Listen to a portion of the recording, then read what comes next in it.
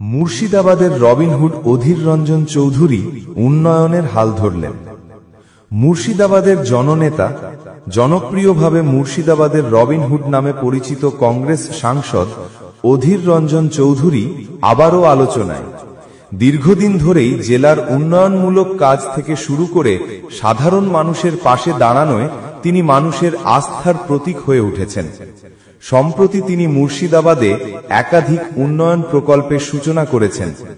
এর মধ্যে রয়েছে নতুন রাস্তা নির্মাণ, গ্রামীণ এলাকায় পানীয় জলের ব্যবস্থা, বিদ্যালয় সংস্কার এবং স্বাস্থ্য পরিকাঠামো শক্তিশালী করার উদ্যোগ। স্থানীয়দের দাবি, তার অক্লান্ত পরিশ্রমে মুর্শিদাবাদে যোগাযোগ ব্যবস্থা যেমন উন্নত হয়েছে, তেমনি শিক্ষা ও চিকিৎসা পরিষেবার ক্ষেত্রেও এসে।